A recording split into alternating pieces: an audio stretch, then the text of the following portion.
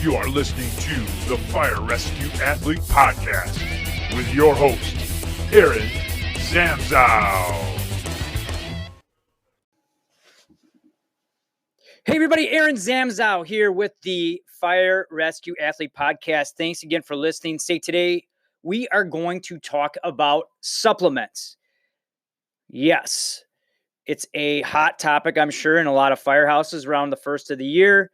And as you see people carrying these shakes and stuff around, I'm sure the question resonates through your head like it does mine. What's in the bottle? And do we really need it? We're going to address those questions today with supplementation. Do we really need to supplement? And if so, what are some good options to try? So let's first start with, do we need to supplement? And let me even back up a little bit. This is one of the common questions I get on the firerescuefitness.com blog and Facebook pages is, hey, what supplements do you take, or what supplements should I be taking? And before I even talk about supplements, I want to talk about setting a good nutritional foundation or setting a good nutritional base. I think before you even think about adding anything to your diet, you need to think about what you're actually putting in your mouth from the standpoint of food and nutrition first. And here's my reason why. So let's say you want to start taking protein supplements, but if you're not getting enough fruits and vegetables and vitamins and minerals and you're eating a lot of sweets, it doesn't matter if you add protein to that. You're not going to build muscle if you don't have that solid nutritional foundation. So before you think about supplements, I want you to remember this golden rule. If you think you can eat sweets, you can't, if you don't hydrate well, or if you don't watch your portions, then any protein shake, fat burner, pre-workout, multivitamin is gonna really, it's not gonna matter. It's not gonna help you make fitness progress if you don't have that solid foundation. So first of all, stop eating so much crap, build a solid foundation, then look at whether or not supplements can help you out. All right.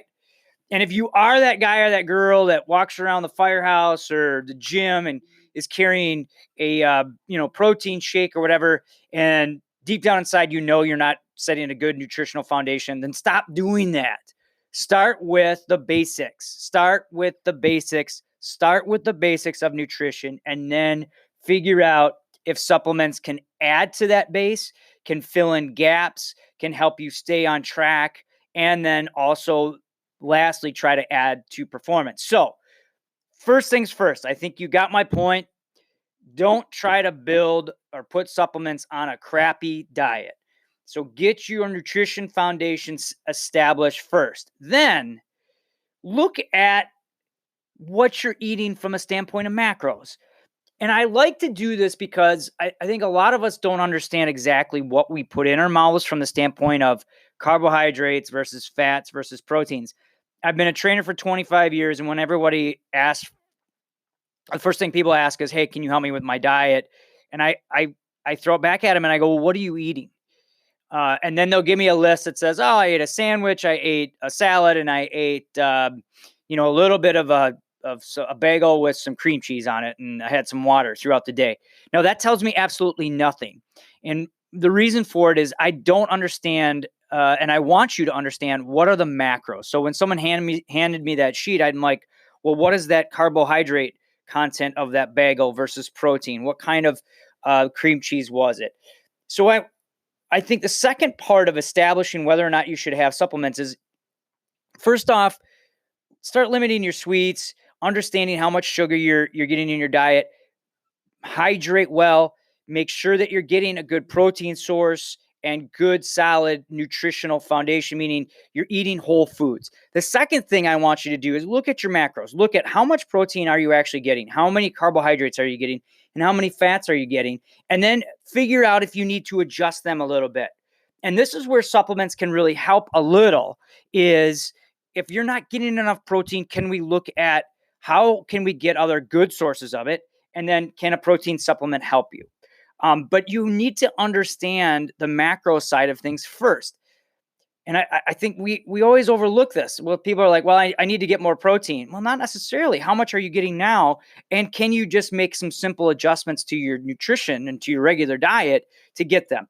The other thing that I like about macros is that it forces you to understand food a little bit better, and also, again, what you're actually ingesting. And let me just even go back to, I think the key to nutrition is really understanding what you're eating. And then the second part of that is why. A lot of us, I think, eat sweets or eat these quick energy foods because A, they're satisfying right away, and B, we're tired a lot as firefighters, EMTs, and medics. So I think evaluate what you're doing as far as nutrition, what you're eating for macros, and then see if these supplements can add to it. And then on a side note, start to ask your question, well, why am I craving these sweets at 8 o'clock at night? Is it just because they're there? Is it because I'm emotionally starting to get attached to them? So there's a lot that goes into this. I know you're like, well, wait a minute, dude, just tell me what supplements I should take. All right, so I'm going to get to that next. So you got your nutritional foundation. You understand what macros you are actually eating, carbohydrates, fats, and proteins. And now you're thinking, all right, I can probably add a little bit of a protein supplement to help me get enough protein with every meal. I don't know if I'm getting enough vitamins and minerals. So where do we go from here? I basically think about 5 different things you can maybe add. First is a multivitamin or a green food supplement. Now, if you're eating good fruits and vegetables and a lot of them in enough servings, then you're probably not going to get a lot out of this.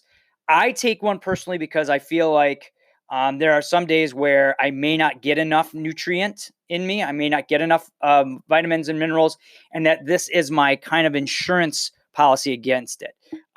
If you click and read the actual blog that goes along with this podcast, you'll read a little bit about 3% of men and 7% of women actually only get the required recommended fruits and vegetables intake per day. Now, that might be a little bit low, but think about us on the go. Sometimes you're eating in the firehouse where they may not provide you with the right nutrients, meaning they don't maybe cook enough fruits and vegetables, or they're not readily available for you. So first thing is, think about taking that multivitamin to ensure you get the right amount of nutrients. A green food supplement may be a little bit of an overkill, but if you're having a shake and you can throw them in, some people really like them. I'm torn on it. I have a very good multivitamin that I like, and it seems to really help me out. So the next part of this is a protein supplement. So you got a multivitamin, you got a protein supplement. The caution with the protein supplement is don't rely on that more than 2 or 3 shakes a day for your protein. You want to try to ingest different sources.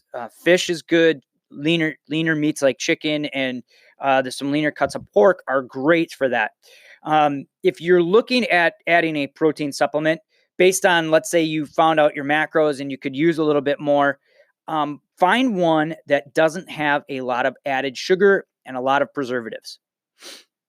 I linked to one on the blog post for this on to supplement or not that I found on Amazon. I like the taste. It does not have a lot of added sweeteners on it, and it goes down easy. The other thing to look out for is sometimes protein supplements can be hard to digest. So think about that as you're looking for one, and you got to do your research. I think the biggest thing you can take from this whole post is that there's really no easy solution. Like, take this supplement and you're going to get this. Now, the commercials will let you think about that, but behind the scenes, I've been on these photo shoots. I've done these things within the fitness service and industry. There's a lot that goes into it. They're not just taking that protein supplement. They're watching their carbohydrate, fat, and macros. They're not eating a lot of the added sugars and sweets, and they're eating real food. So that's all behind the scenes. So anyways, don't think that there is a quick and easy route to fitness and to better nutrition. A protein supplement might help you as long as you choose the right one. Another thing that might help is a fish oil supplement. You've probably heard about omega-3s, and a lot of times we don't ingest and eat enough omega-3s through fish and actual natural proteins. So this omega-3 is supplement might help make sure that you get enough. It's kind of under the same boat of the multivitamin. Now, there's some research that shows maybe the fish oil supplements do not work. You can find research to combat both. But again, start to become a lot more aware of why and what you're doing from the standpoint of nutrition and supplementation. The fourth thing I like, I've done a lot of research on the last couple of years, is sleeping. And I found a sleep aid supplement that helps me get more regular. I work 24-hour shifts. Some of you work 48. Some of you work late nights. And to stay on a regular and consistent sleeping habit or pattern is difficult. I found a product from Paragon Nutrition called Night Gains that really helps calm me down and sleep a lot more soundly and faster. And there are some things I know you get: melatonin, vitamin B6, GABA, zinc and glycine, magnesium. All these things can help you with your sleep. Again, you want to do some research behind this and try it out if sleeping, of course, is a problem for you. But the thing that it helps me with is get on a consistent sleeping pattern, and I feel like I'm a lot more energized in the morning when I take one. The last part of this are sports nutrition supplements. Sometimes we resort to these sports nutrition supplements first. We take fat burners, we take pre-workouts, we take creatine, and we don't, again, have that solid nutritional foundation.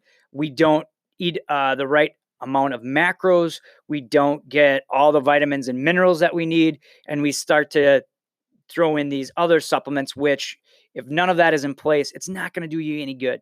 So my research shows that creatine is a possible one that can work for you. There's a lot of research that supports it, that low dose creatine may be important for health and athletic performance, can help with strength gains. And again, if you're going to look into this, look for a reputable brand. Boy, that was tough to say. And one that doesn't have a lot of added sweeteners and sugars in it. Okay. Sometimes they tie the sugars with it and tell you that it helps with absorption. Just look at those numbers. The second thing I think that can help with a workout and with performance are BCAAs, branched chain amino acids. They are important for muscle tissue. They help maintain blood sugar levels, and supplementing with them can really, really help with stamina. It can help with actually controlling the acid levels within the blood. And they, again, they may lower this lactate level, and which will help with, muscle contraction and also endurance. Again, with the BCAAs, a lot of them come in a carbohydrate formula to help with absorption, and you may have to play around with, watching the sugars, and then find a reputable brand. Hey, got that one out. And then lastly, caffeine. I know there's a lot of pre-workout mixes out there and energy drinks. I do not recommend them. Okay. Coffee, green tea are great sources of caffeine that before a workout can give you a little pick-me-up. So think about that. The research shows that caffeine in some doses helps with workout performance. And I've used caffeine sometimes, and I know that there's a lot of it that floats around the firehouses. But again, I'm going to caution you on all these different energy drinks and a lot of the pre-workouts. They throw a bunch of other stuff in there that can really mess up not only your system, but your heart rate, and can cause actually palpitations. That's going to be a topic for later date, talk about those different pre-workout and energy drinks. But for now, just think about some good old-fashioned caffeine, a cup of coffee, a green tea. And I think those three things right there will help with performance. Again, it goes back to setting a good foundation and adding to it based on your goal and what you're able to ingest or what you're actually doing. The final thing I'm going to leave you with is this: nutrition takes a little bit of investigation, research. You have to look at what you're eating, figure out where you can add and subtract, and then think about, all right, is a supplementation right for me, and can I find the right one? if you don't have a solid nutritional foundation, look at some posts. I actually have some great posts on the golden rules of firefighter nutrition, 5 steps to eating better in the firehouse. They're all available on the firerescuefitness.com blog page. And I know that they can really help you, but set a good foundation and then think about supplements after that. And I think that you, if you follow this and do this, you'll see that you don't really need a lot of supplements, and you think, and they might be able to help you out. Bars, I did not talk about bars, but bars might be a way to help you get the right level of macronutrients and also keep you on track just from a convenience standpoint. And I'm going to do another blog just about bars and snacks. And as a matter of fact, I already have a good one out there, and I'm going to update that. So anyways, I'm starting to ramble on. I hope you got a lot out of this supplementation podcast. Again, look at building the foundation. Look for some places where supplements might help you fill in the gaps. And always, always, always do your research and understand what you're eating and why. All right, that's it. Fire Rescue Athletes, please check me out at firerescuefitness.com. You can follow us at Facebook.com/Fire Rescue Fitness. Please let me know if this helped. If you have questions, I am here and I am on a mission to help you get fit for duty. Thank you for listening to the Fire Rescue Athlete Podcast with your host, Aaron Zamzow. Please tune in again soon for more fitness tips for fire rescue athletes.